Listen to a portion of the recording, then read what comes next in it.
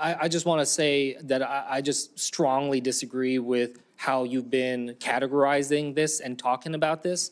And it's not just people in Minnesota. People all over this country are frustrated and concerned and upset. They're scared and they're worried about things because they just saw 2 American citizens get killed in the street by federal agents.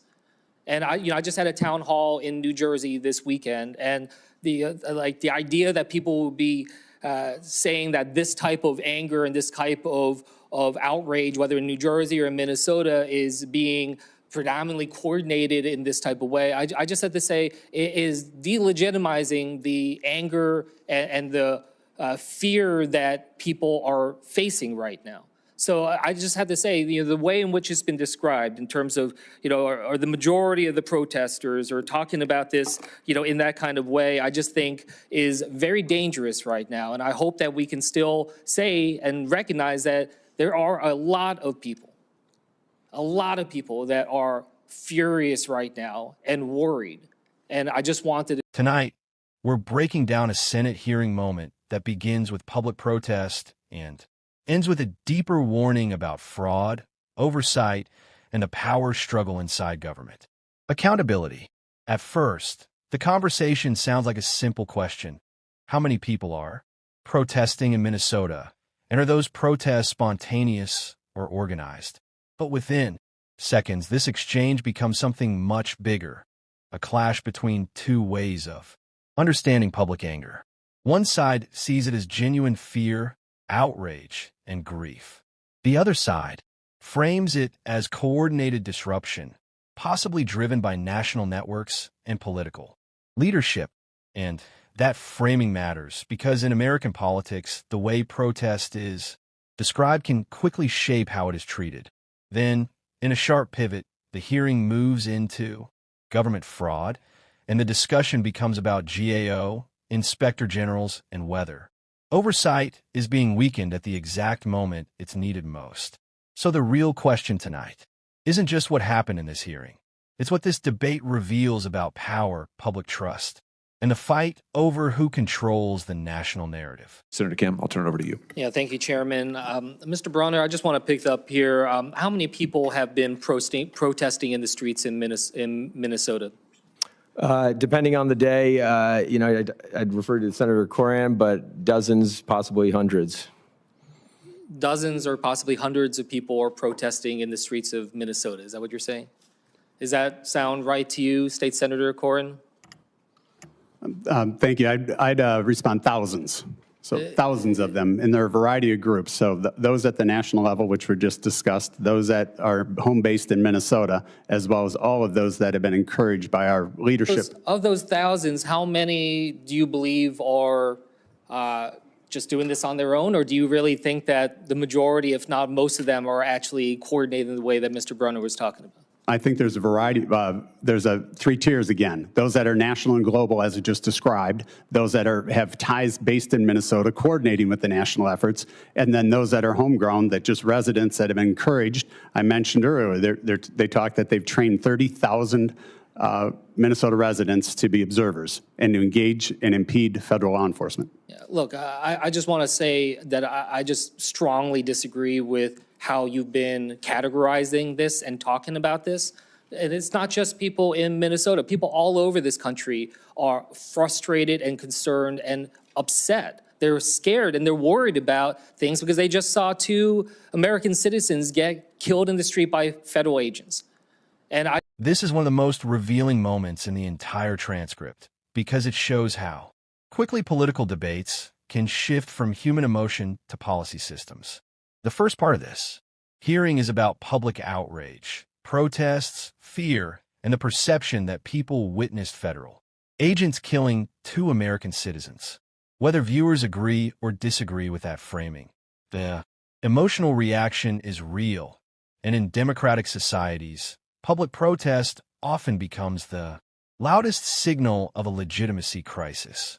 But then, the senator redirects the conversation back to the official topic of the hearing, fraud and government oversight. That pivot is not random.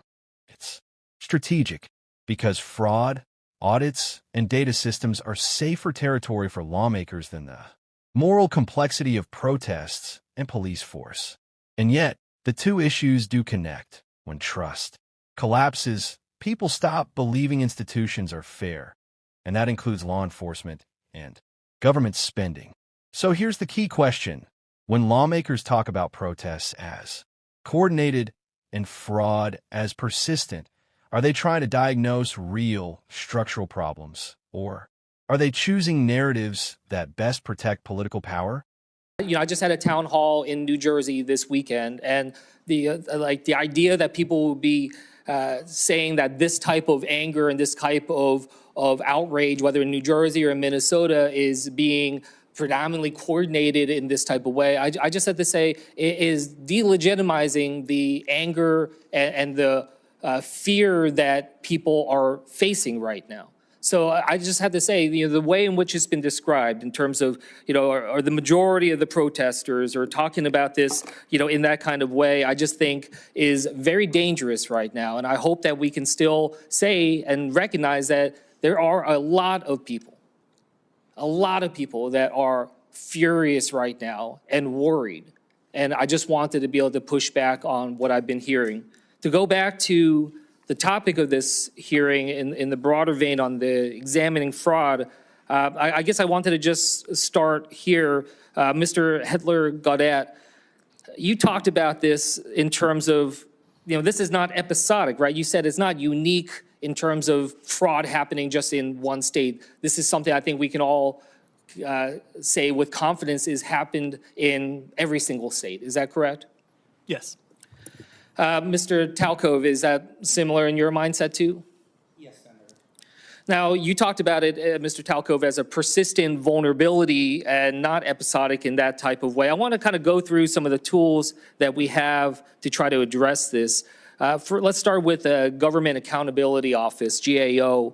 As far as I can tell, some of the stats are saying it's saved $1.45 trillion since 2002. Mr. Talcove, does that sound about right? I mean, not the specific number, but has it saved the taxpayers a lot of money in that way? They definitely have saved some money, but not to the full extent of the fraud that's taking place. Oh, certainly not. No, I mean, this is just one tool that we have at our disposal in that way. So I guess I would just ask you, do you see importance in supporting the GAO? I think the GAO is very important as part of the process, but part of the challenge has been their recommendations tend not to be followed. In fact, there was an article in yesterday's Wall Street Journal talking about the TANF program. 165 recommendations were made, 65 were critical. 0 of those recommendations for the past 10 years have been followed up on. So the concern that you have is actually that their recommendations are not being followed up. Do you have any reason to believe that GAO is working in a partisan way? No. I guess I just wanted to follow up on this in part because our current OMB director, Russell Vogt, said that he doesn't think that GAO should exist. Do you agree with that assessment? Not my bailiwick. Not your bailiwick. Republicans in the House of Representatives proposed cutting GAO by 50% last year. Do you think a 50% cut to GAO would hurt their ability in terms of being able to shine a light on fraud in our government? Yeah. The most important thing that can happen right now, if we're serious about saving $1 trillion annually, is to allow the states to start sharing data and to go through the 4 recommendations that I had. Front-end identity verification. I agree with a lot of your recommendations on that front. I'm just trying to get a sense of all of our different tools, so we can get back to that. But Mr. Hedler-Gaudet, I guess I wanted to ask you those same questions. Do you agree or do you disagree with Russell Vogt's suggestion that we get rid of the GAO? I emphatically disagree. Do you have a problem with Republicans in the House trying to cut GAO by 50%? I have a problem with anyone messing with GAO. I'm a staunch GAO defender, be they Republican or Democrat. Yeah, look, I think, just in these broad tools that we have GAO, and I hope that we can, in a bipartisan way, think through how we can use these tools, how we can support them going forward in our efforts if we are seriously and earnestly trying to address fraud. Also, when it comes to inspector generals, and I think that that's something that we've seen a lot of challenge on here, as we saw immediately President Trump come in and get rid of 17 inspector generals. Mr. Hetler, does that concern you in terms of how he has dismissed inspector generals in his time in the office so far?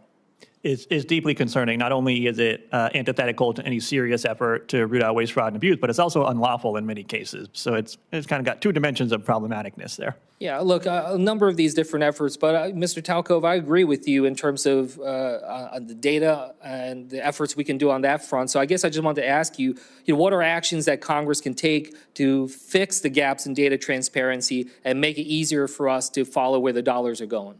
So the first thing I'd recommend, if I was in your seat, is to allow the death master file to be shared to the different federal agencies. That has been an outstanding issue for 10 years, and that's why you see so many quote-unquote deceased recipients in the benefit programs. The other part that I would strongly recommend is third-party audits. Too many times now you see in government, the audits are being conducted by the individuals that have responsibilities for the program. Like Lexus, we have a third-party auditor that checks our books. I think there needs to be third-party auditors going in and checking. And I think if you do those things, you can take the fraud rate down from 20% in government down to 3%. Thank you. Chairman, I'll yield back. What this hearing segment ultimately exposes is a deeper tension inside American governance. Accountability is widely discussed, but rarely enforced consistently. On the protest side, here is serious warning. Describing public anger as primarily coordinated can delegitimize genuine fear and outrage, especially when citizens believe they've witnessed deadly force. That's not just a political argument. It's a media literacy issue, too, because how leaders label.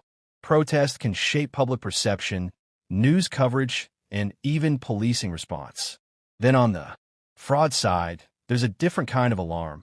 Witnesses describe fraud not as an isolated event, but as a nationwide vulnerability, something embedded into the system across every state.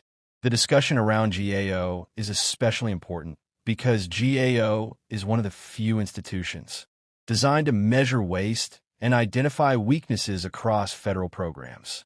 Yet the transcript also raises a troubling reality. Even when watchdog agencies produce recommendations, those recommendations can sit ignored for years. And when inspector generals are removed, oversight becomes weaker at the exact moment transparency is needed most. The larger takeaway is this: whether we're talking about protests or fraud, trust is the common currency. And once public trust breaks, it becomes harder for any government system to function. Now I want to hear from you. Do you think this hearing was focused on solving problems, or was it more about shaping the public narrative? Drop your thoughts in the comments, and if you want more balanced, fact-based breakdowns like this, make sure to like, share, and subscribe.